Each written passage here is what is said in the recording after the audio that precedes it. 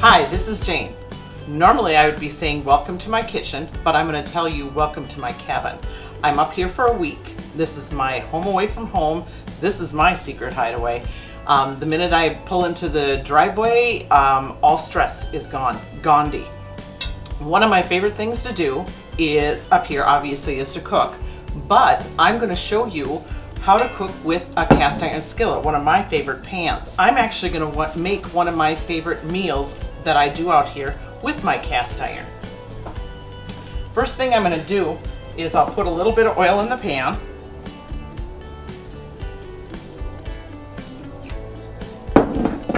And then what I did is I chopped up some peppers, some red and green, and onion. And we're going to fry this.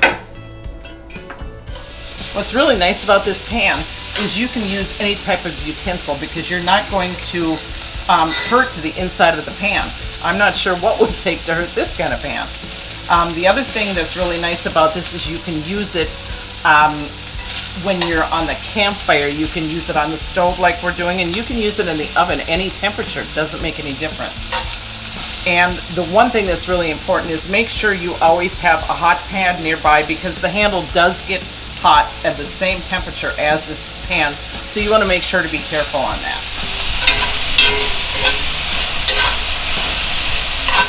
Now that my vegetables are done and to the point where they're crisp tender, I'm going to just move them to a separate plate, and then we're going to start with the chicken. Okay, the next thing we're going to do is I have marinated the chicken, and what I did is I added the first thing I actually added was Smoothie sunflower oil, and I'll tell you what, that's one of my absolute favorites. Not only because it's local made here right in Pierce, Minnesota, but it gives it such a rich buttery flavor. In fact, I don't use any other oil besides this on anything that I use. So I put a couple tablespoons of that in there. I put a couple tablespoons of real lemon, and then what I did is I put in seasonings, paprika, cumin, chili powder, oregano, crushed red pepper, and a little bit of garlic salt.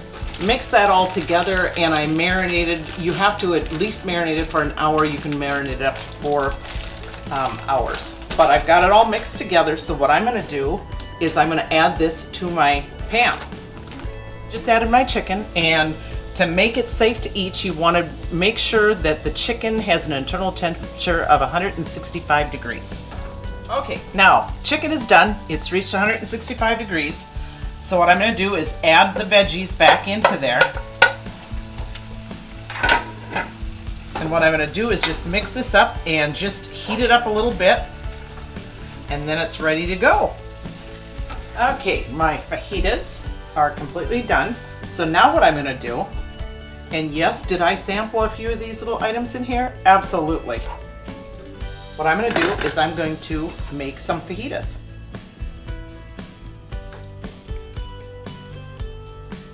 And make sure to get a mixture of the veggies and a mixture of the chicken.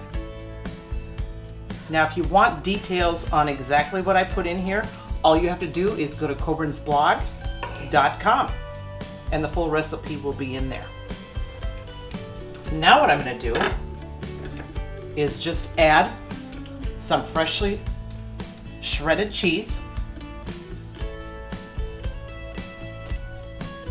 And I can tell you what, the film crew here today, their mouths are drooling.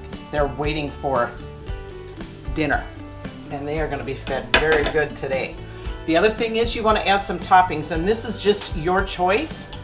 Love salsa, so we're going to add a little bit of salsa onto each one of these, and a little bit of lettuce, and don't forget the tomatoes if you like guacamole or jalapeno peppers. Those are awesome on here. And to top it off, don't forget the sour cream. That's the best part. Hope you like this recipe. Enjoy. I will.